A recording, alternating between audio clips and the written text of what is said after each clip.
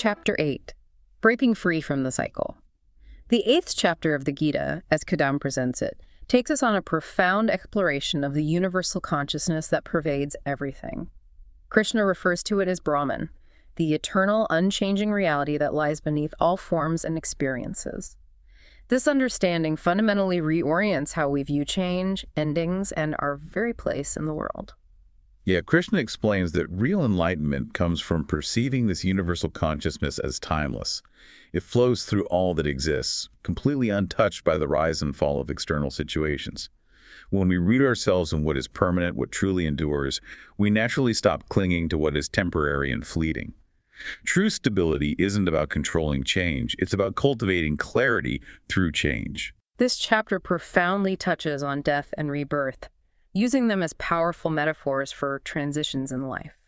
Life events, the loss of a loved one, a painful breakup, an unexpected accident, a serious illness are presented as inflection points that usher us into new phases of being.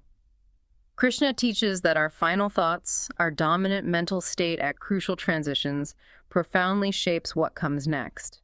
What we dwell on becomes our trajectory, the choices we make, the attention we give, the bonds we build, the values we consistently live by.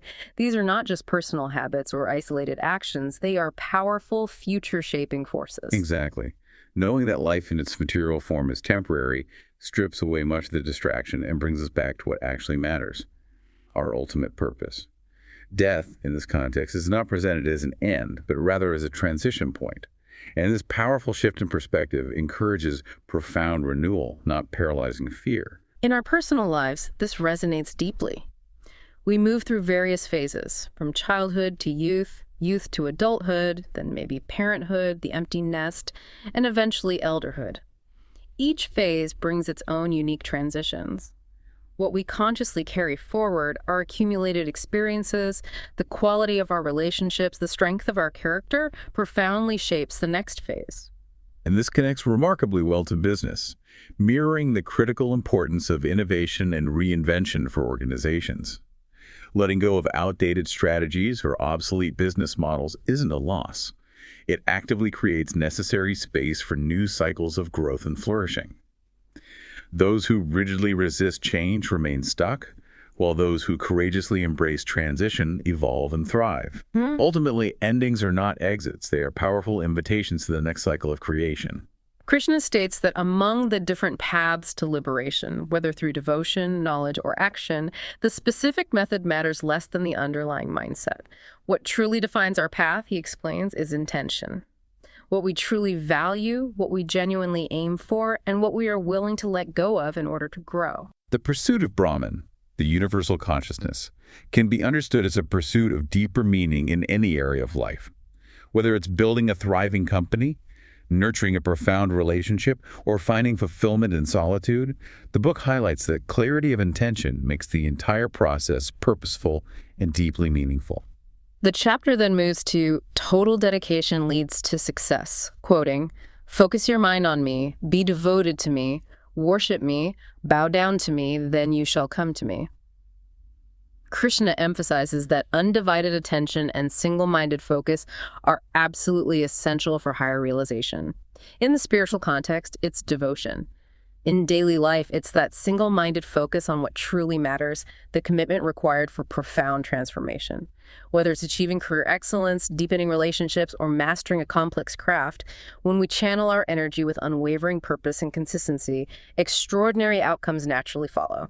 In today's hyper-distracted world, it's incredibly easy to drift from our long-term vision and core goals. But when we stay intensely focused on a mission, a foundational principle, or a deeply felt calling, and give it absolutely everything we've got, it creates a powerful, unstoppable momentum. Those who are only half in, half out, rarely achieve anything significant. Thought without commitment is just potential. Commitment is what truly turns it into progress. Think of entrepreneurs who remain loyal to their initial vision, even while deftly adapting to changes in the market. They build incredibly resilient ventures. Professionals who continuously refine their skills, rather than chasing every fleeting trend, build expertise that compounds over time. And relationships deepen and truly flourish when nurtured with full presence, not fragmented attention. Krishna's invitation's clear. Where your attention goes, your life will inevitably follow. Total dedication to bringing alignment between your action, your intent, and your purpose is what ultimately drives lasting success. The book also discusses shaping the next evolution through awareness, citing fire, light, daytime, the bright fortnight, the 6 months of the northern solstice departing by these, the knowers of Brahman go to Brahman. This verse uses the beautiful symbolism of natural cycles to illustrate how transitions profoundly shape trajectories. Just as these luminous moments mark auspicious shifts in nature, Krishna teaches that our state of consciousness during transitions largely determines what unfolds next in our lives. In the context of business and leadership, the parallel is striking, isn't it? How we exit a role, how we wrap up a project, or how we close an entire chapter in our professional lives sets the tone for what follows. If we leave with frustration, resentment, or unresolved issues, that negative energy often carries forward into the next endeavor. But when we transition with learning, gratitude, and grace, we consciously create space for the next evolution and growth to unfold with greater clarity and ease. The way we end things profoundly shapes the way we begin again. Yeah, entrepreneurs who take the time to reflect deeply on failed experiments, for instance, evolve much faster. Those who actively avoid reflection remain trapped in unproductive loops of uncertainty and repetition. This principle also applies powerfully to innovation. Some businesses wind down strategies or products under pressure or in a state of panic. Others, however, step back with foresight, clear intention, and profound purpose. These are the ones best prepared to seize new opportunities that arise. When we embrace transition intentionally, rather than rigidly resisting it, we evolve instead of just circling the same old patterns of behavior. So in short, our trajectory through change is shaped less by the change itself and far more by how consciously and mindfully we move through it. Okay, this brings us to the entrepreneurial framework for this chapter. Enduring impact. When markets inevitably shift and strategies rebound, the book suggests it's not simply disruption.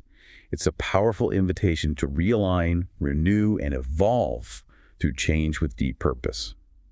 Many startups unfortunately fail because they over-index on fleeting trends without building a durable core. The most successful founders understand a deeper truth. The future truly belongs to those who master the balance between adaptability and stability. This means adapt what's tactical, but protect what's timeless. Every business cycle, the book explains, presents two distinct kinds of change.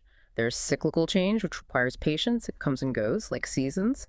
Then there's structural change, which demands fundamental transformation. It resets the very rules of the game. And great entrepreneurs know how to read both types of change and act accordingly. They understand how to master the delicate balance between what must absolutely evolve, products, strategies, market approaches, and what must remain fundamentally unchanged, their core vision, values, and guiding principles. Apple is a perfect example of this, right? It has consistently reinvented itself through multiple waves of technology, personal computing, mobile devices, services. Yet its core commitment to simplicity, elegant design, and seamless user experience has never wavered. That's not just innovation, it's anchored evolution. Exactly. So when significant change hits, the book advises leaders to ask, what aspects of our business can bend, and what absolutely must hold firm? Is this change cyclical or structural? Should we persevere through this, or is it time to pivot? The wisdom is to adapt smartly and build big with enduring impact in mind. And with a long-term vision now firmly in place, the next crucial step in this transformative journey is to uncover those hidden market insights.